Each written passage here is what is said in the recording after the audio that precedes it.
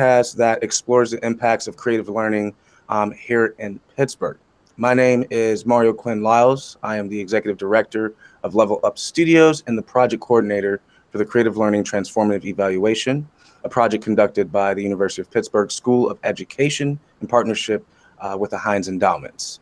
On today's episode, we have the wonderful folks from the YMCA Lighthouse project joining us today, where we'll talk to program director, program coordinator, and teaching artists, and two of their participants and students within the program.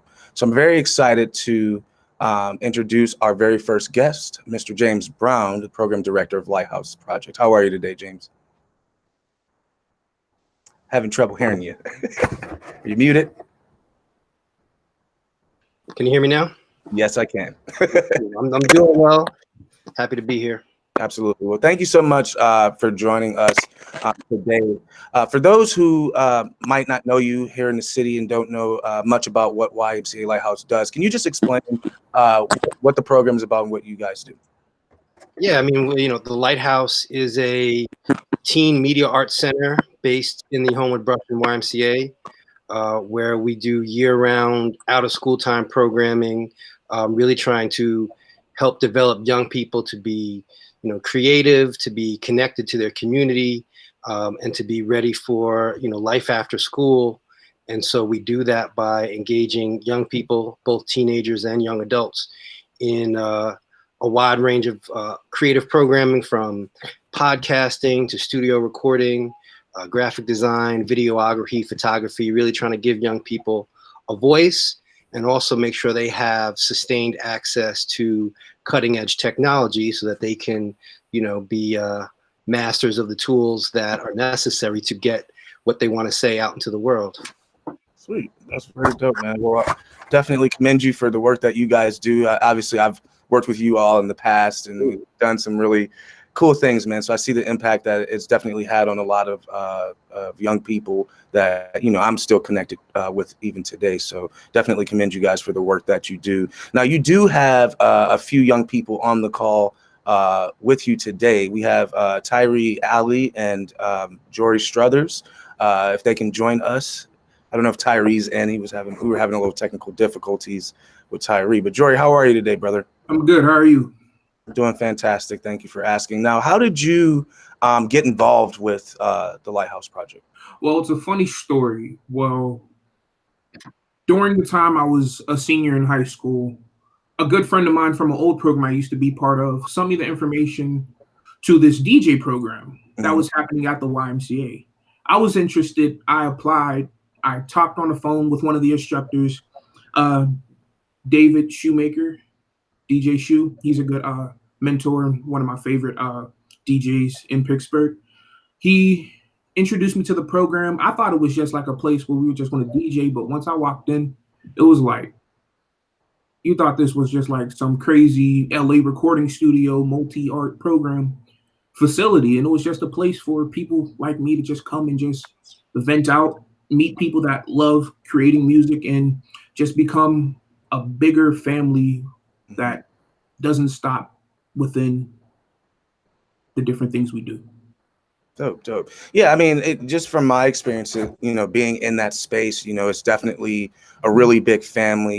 I feel like there's a sense of home there, in terms of just like how everyone gets along and interacts, and, everyone's busting jokes and all that good stuff, In your own words, how has this program like shaped the way that you personally like think about yourself and think about your identity?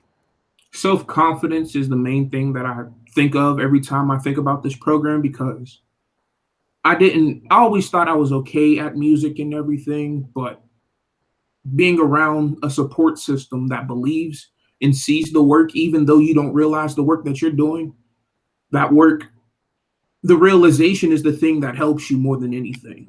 And being celebrated and appreciated from it helps you become a better person and a better creative. Right. No, I feel that, and I definitely have seen the appreciation. It's like it's a very safe space. It's not a space where it's like, oh no, you're bad at this thing.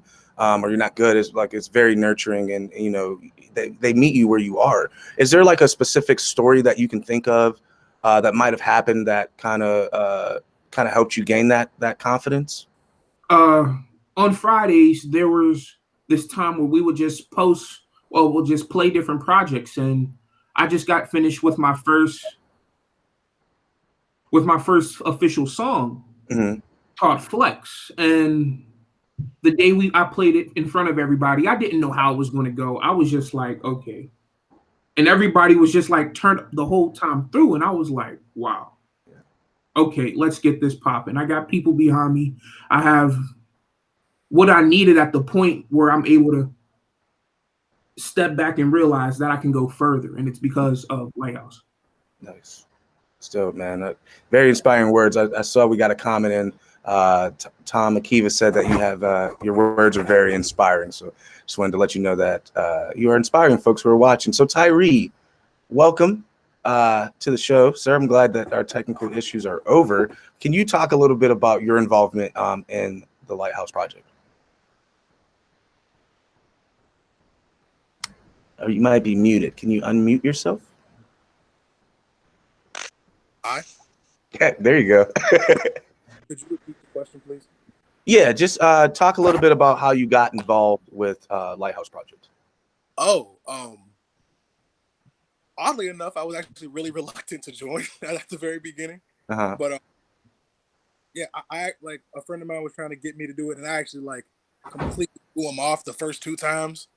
Just like, I was never like super social. But then I got into the program. I'm like, yo, these people really care about me, and they really want me to be the best, whatever I was trying to be at that time. Because I was always rapping.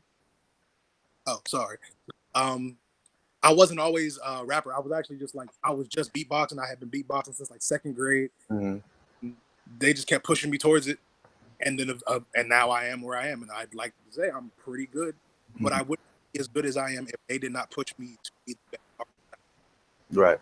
No, I feel that, man. And I've heard you rap. You're incredible at your craft and what you do. And you said something. You said, you know, you're kind of like a shy person, not really outgoing or whatever. But you know, anytime we've interacted, you've always been like the life of the program. You know, you're always, you know, you're always making people laugh, and you're the one that always cracks jokes. I remember we would crack jokes at each other all the time.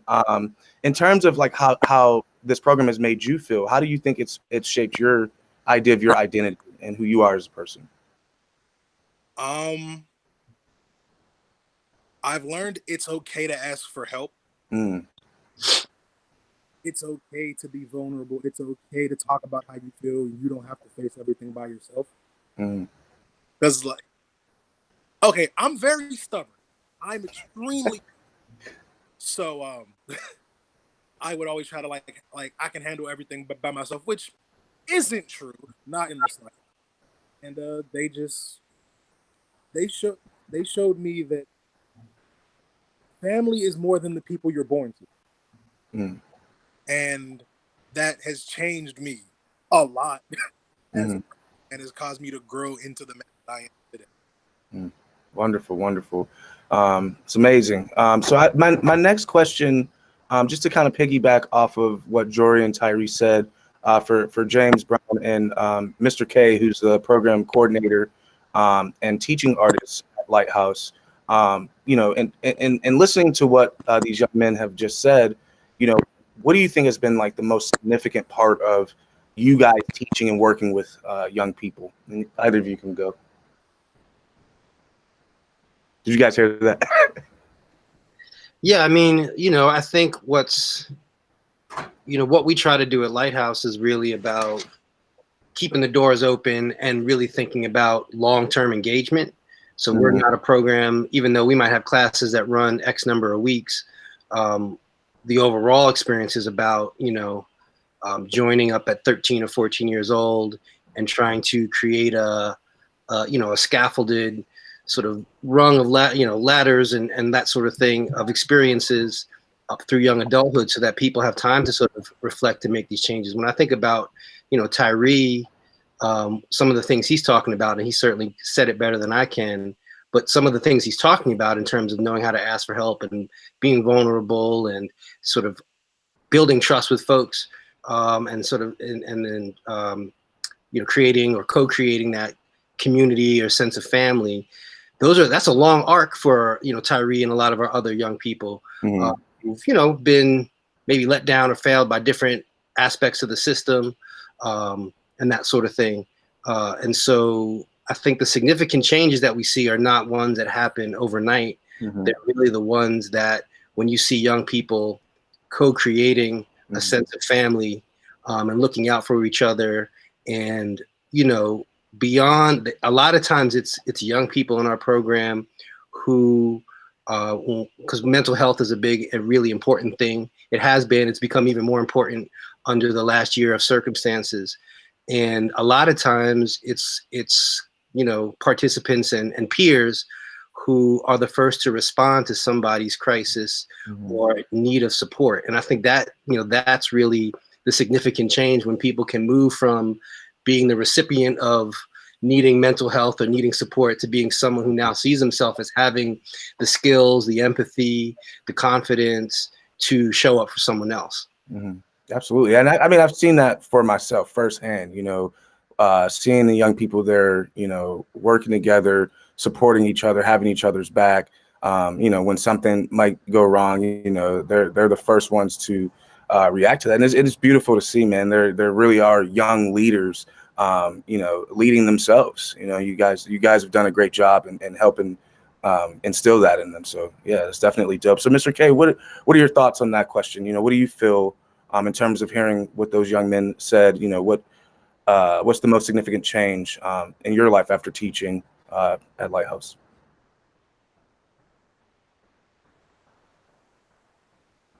You might be muted. Hello? Can you hear me now? There you go. Yes, I can. All right, perfect. Sorry about that. All right, so I would have to say for me, it actually comes back to how I started with Lighthouse. Like I began as a teaching artist, just purely as a teaching artist, and then I eventually moved into the program coordinator role. And during that transition, actually a little bit before that transition, some students had come to me and asked me to come to school as on mentor day. Like basically it was like bring a parent or mentor to come to school. It was at Westinghouse, and 3 students asked me to come to go to the school for them. And that moment kind of changed my perspective of what my role was as a teacher, as not just a teaching artist, but as a part of the Lighthouse program, and seeing myself as not just someone who can teach you a set of skills, but someone that some of that youth looked up to as a mentor. And so then that made me realize that I need to really double down on being a mentor and stepping up for the youth who need someone to step up for them, who need someone to go to bat for them. Like JB has often said to me, like, hey, we're willing to go to bat for those students. And that's something I really do believe in. And I remember that moment, like that, when those students asked me to represent them as a mentor, and I hadn't even thought of myself as a mentor up to that point. That changed a lot of how I saw myself, and that also changed what I wanted to do in the position I was in. I wanted to be there. I wanted to be there for the youth. Right. No, I feel that, and being practitioners, doing the work that we do, being mentors, being teaching artists, I feel like there's a lot of we talk a lot about like teachable moments. And I've had that so many times where I've had the opportunity to teach a student something that was completely not related to dance at all, but just through conversation and just being there and being present, these things happen. You see them like, oh, they got that, but a lot of times we learn from young people without even knowing that we're learning. What are some things that you guys have learned about yourselves in terms of being teachers and mentors? Yeah, that's a good one. I mean, things that I've grown into is developing a deep sense of patience. Right. And it's crazy. I say this all the time, and when I get asked that type of question, but it's like, you know, having spent, you know, 10, 15 years working with youth and sort of developing patience and those types of building blocks has made me a better father, because I've been doing teaching artist and youth development much longer than I've been a dad. So it's crazy to think that those things sort of roll over into your own family. But yeah, I mean, that to me, you know, and accountability, it teaches you accountability. You know what I mean? Like when you're working with a group of young people and you make, you know, whether it's making a promise or being consistent, like they'll let you know. Right. Quick. They don't forget anything. and you know, and if you make a commitment and don't follow through, then that you can see that how the damage is done. You got to remember, you know, folks, you know, we've all been let down, but folks, you know, who've been through the system and grow up in distressed communities, like you have to sort of do double duty to, you know, lift them up and let them know that there are really people that have some follow through. So I think those are things that I sort of walk with and have learned over the years. Dope. Mr. K. For me, it's a flexibility of understanding. Like the kids have showed me that there are so many different personalities, so many different ways of thinking of things, that I've had to like sit back and look at some of my previous biases before I came into this position, and really question and really look at that. I'm like, okay, I need to be more flexible as a person, just not even as a teacher, but as a person. I need to be a little bit more flexible, listen to people a little bit more, and actually, because that's what I learned as a teacher. Like the problems I had in teaching were usually resulted from me not taking the time to listen to what people were saying. And youth often, one way or another, say something, say what they feel, and if you don't take the time to listen, then it's hard for you to even react and build from that and build onto that. Those experiences as a teacher have shown me a lot of just taking the time to listen to people to be just a better person.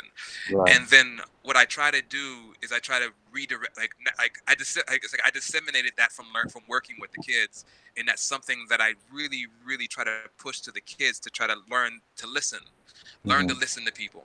Because if you listen, you will find points of connection. Absolutely. Agreed. Beautiful words, guys. You know, definitely agree. Listening is key, you know, patience is key, and flexibility is key, you know. So thank you for sharing that. Now, my next question, now, as you all know, we've had a fantastic year. Just one really wild roller coaster of a year with the pandemic. You know, it definitely stifled a lot of organizations and the work that we were able to do. And I kind of want to ask the young people, just, you know, how has Lighthouse supported you guys during this pandemic? How have they supported your learning and just you kind of getting through what we know as the new normal?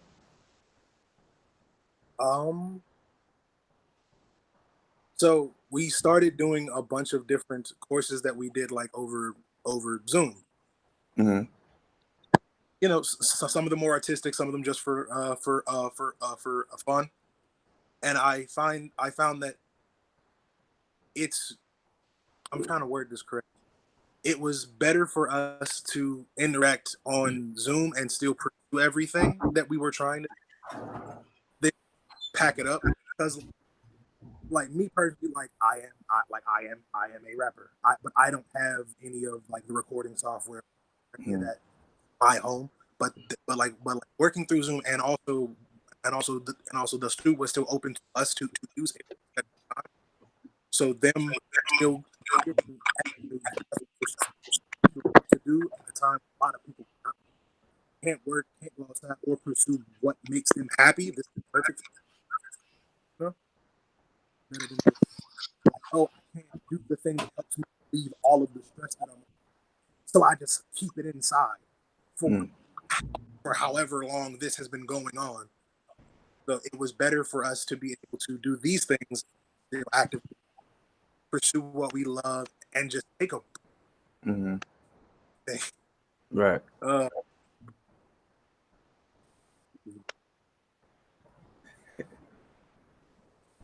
That's the best I got. No, that's perfect. You know, I think the big thing is like, you know, the fact that you had something to do and it just didn't end and there was nothing like you guys weren't just left alone with nothing to do. The fact that you could do Zoom and all that is super important. I mean, it helps you kind of get through, you know, that tough time. And so I'm glad you were able, you know, to do that. What do you think, Jory? In your words, you know, how have you been supported during the pandemic? For me, one of the biggest things was the blessing through the program I was part of, the Tough Sound apprenticeship program. It continued through during the summer. It started before the pandemic started, and after it took some time, but they got through and contacted us with the opportunity for us to get in-home studio gear. And currently, I have a microphone and speaker set up for me when I can record inside instead of having to go anywhere else for recordings and stay home during this time where contact is really the thing that's been limited. And it was much appreciated. And I still remember the day that one of the teachers, Amos, came past my house and was giving me the equipment. I'm saying, okay, what time do I have to bring this? I mean, what day do I have to bring this equipment back? He said, you don't have to bring it back. Because I'm a real college student, and to get gear worth your gear in my room, I still couldn't believe it. No, that's special, man. Especially because I mean, trust me, I bought you know, recording equipment. It's not cheap, you know? And so I think that's amazing that you guys were given equipment like that. I'm getting a little. I apologize. All right. Are we still echoing? No, we're not.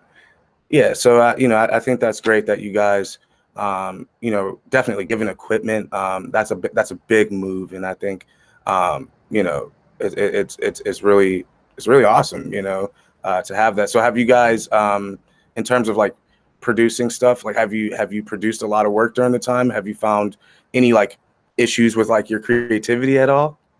Oh no, if anything, this made my creativity selfish. I'm just in my room most of the time. As soon as I come home from work or class, I'm in here making at least try to make 2 beats a day. And with some of the classes that I'm still taking with Lighthouse, they're just building my prowess in whatever the topic of that class is. If it's creative writing one day to beat making the next, it's all just beneficial because it builds you up. Yeah, for sure. What about you, Tyree? I'm still waiting on a verse from you. Send me the instrumental. One. I got you. Two. Honestly, I'm gonna be real with y'all. So like my life recently changed like very drastically. Mm-hmm. And through that I found my artistic muse again. Like I'm again, like I'm just like I'm actively writing, and it feels so good because for the longest time my muse was just gone. Like me and her got into a fight and she just wasn't with me no more.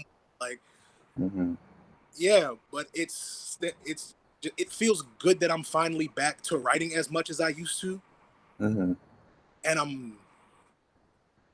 it was stifled for a minute because paired with the like pandemic, a bunch of stuff that was going on in my life, there was no, I didn't even look at my notebooks. I didn't think about writing anything. Like I stopped looking for new music and new artists to listen to, which is like my favorite thing to do. And I just stopped. There was nothing. Back to writing on a consistent basis, and I'm less stressed. I'm doing so much better, and I just feel wonderful. That's awesome. That's great. I mean, I think for me, it's like that time we got was used for a lot of self-reflection. You know what I mean? I think personally, I didn't want to like consume anything. I didn't want to like produce anything. I just needed time. I needed that time with family, that time to think about, you know, my future and stuff like that. And I think when you're forced to have that time, you know, that gives you everything you need to like come back and be your best self and be creative. So yeah, man. And you know, life can throw us curveballs, but you know, to come back and be and still be able to be creative and still be able to do things that you love, and do it at a higher level than you've done before, I think is really dope. You know what I mean? So yeah. So I'm gonna pass it along to bring back JB and Mr. K. So we just want to, because we're running down here on time. Thank you guys for your answers. So my next question, obviously, we're talking about the pandemic, the craziness that was going on last year. But you guys do have new programming. You have a lot of cool things going on. So can you just talk a little bit about what Lighthouse has going on right now, and what learning is looking like for you guys at this time? Make sure you guys aren't muted.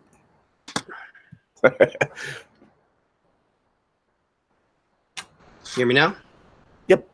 Yeah, so we, you know, and Jory and Tyree spoke to this, but we've been doing a lot of virtual programming and pretty quickly responded way back in April, with some late spring programming. We did some entrepreneurship and web design over the summer, which we'll be doing again this summer, and then did a semester of fall programming that included visual arts and songwriting and a variety of other virtual programs.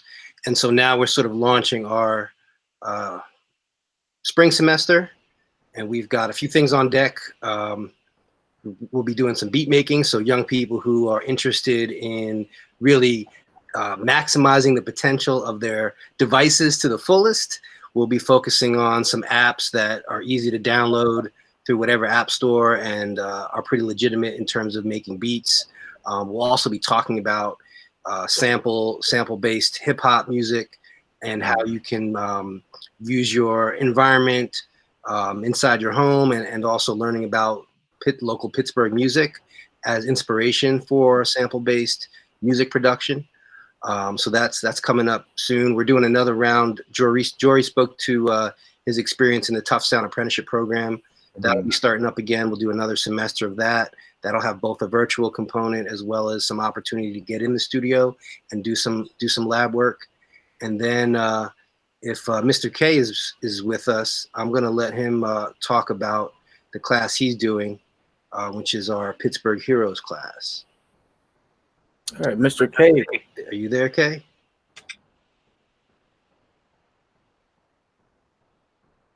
Uh-oh. Okay. I'm going to start talking, and if he pops in, yeah, he can finish. I'll let him take it away. But you know, Kay is our lead visual artist and graphic designer, so he's doing a virtual class called Pittsburgh Heroes, basically looking at the history of social change in Pittsburgh and recognizing various contributors to social change, activists, artists, and we're going to be giving them their honor. They're honoring them with capes and superhero outfits through the art of graphic design, and sort of learning about them and sort of donning them in their true superhero forms through both drawing and digital artwork. So got some other things on tap, but that's sort of the gist of what we're going to be doing, just to keep young people engaged. I think, again, the most important thing is just having that space for young people to show up and do something. It's not about attendance. It's not about the quality of your work. It's not about anything other than letting young people know we've got some opportunities, and whether you can come consistently or you just pop in because you need to just connect with some peers. That's really what the virtual response has been, is just sort of trying to keep our community intact through this sort of quarantining and stay at home phase that's been going on way too long. Right. Absolutely. I'm over it. So in terms of, if there are any like young people watching this that would like to get involved with Lighthouse, what is some ways that they can reach out to you guys and get involved with the program? I mean, probably the best way is to just start following our social media feeds. I see it's scrolling after the hashtags here, at YMCA Lighthouse. I mean, that's us on Twitter, Instagram. YMCA Lighthouse is our Facebook.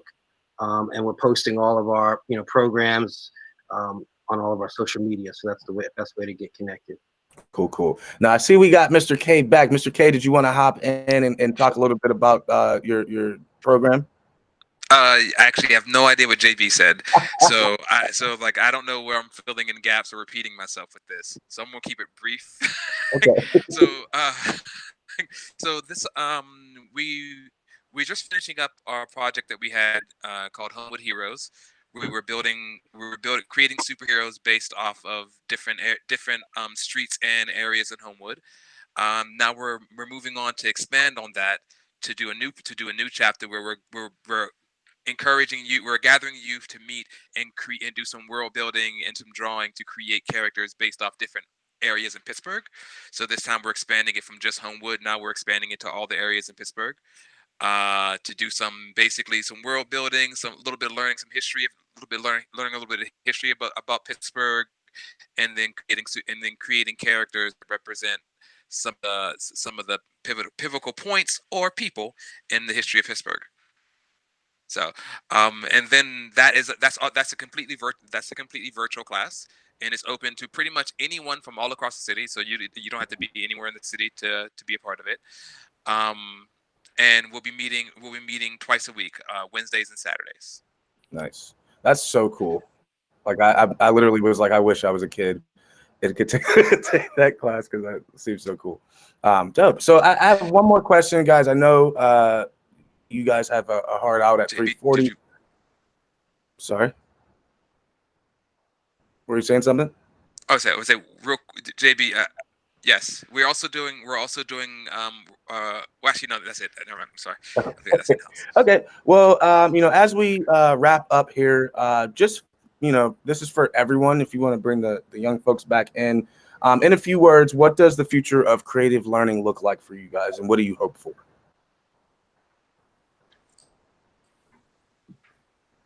I can start. For me, creative learning looks like more of a representation of personal culture, in the sense of, for me, I want to be more versatile, but not versatile in my art, but versatile with what I'm saying. Because I realize that my life has been versatile. I interact with different people. I went to a STEM-based school. I sung at multiple churches. I live in the Hill District, and I went to a program in Homewood. So you can see that my life has been around. So I wanted to make myself and what I do fit around, because that's who I am. So the creative learning for me that I want to see in the future is just building up my personal. I don't know. You know what I mean? I feel you. It's like it not just getting things in terms of like how to do the art form better, but like being able to grow as a person and as a professional and as a human being. So I definitely feel that. What about you, Tyree? What are you hoping for? What does the future of creative learning look like for you, sir? Can you hear me? Yep. Okay, because the screen's froze for me. I want to explore different styles for rapping, because you've heard me rap. You know what I sound. Sounds kind of the same all the time. So it's a little Tech 9 kind of vibe. Where in my life, but the most recent song that I've done is completely different than anything I've ever done before, and I'm like, I want to do more of this because this is something different. So I want to explore more of myself as a artist and myself as a person, because like I said, my life just changed very drastically. So I'm doing a lot of things for myself personally and a lot of things for me as a artist. So I'm just trying to generally expand my horizons. Awesome. That's all, and that's what you should be doing. So that's amazing. Mr. K, I'll end it with you because I think JB got dropped out. But yeah, the future of creative learning, what are you hoping for? Oh, there's JB. Hi, JB. I guess to me, creative learning, the future of it at least, or I guess now, is a conversation. And And to me, the future of creative learning should be us getting better at that conversation. That goes back to what I was saying earlier, us getting better at like me getting better at articulating what I want to teach, and me getting better at listening to what the youth want to learn. And because I think we're getting past the point where it's up to us to tell youth what to learn. I think it's time for us to start listening to what they want to learn, and then using the experiences that we have to help guide them forward. I agree with that wholeheartedly. It's like they're wondering why, students might not come. It's like they don't want to learn that. They're interested in other things. The world is moving very fast, and we have to stay up to speed with that. So 100% agree with that.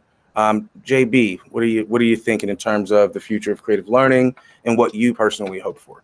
Yeah, I don't know if I could say it better than these guys have said it already, but I think what I get excited about is when I see these types of experiences being on ramps to young people either finding the thing they want to do or creating the thing they want to do out of nothing. So when I see, young people who are, taking music technology classes in college, or, we got one of our alumni just recently won a $10,000 investment award from Point Park University for his art and his hip hop music.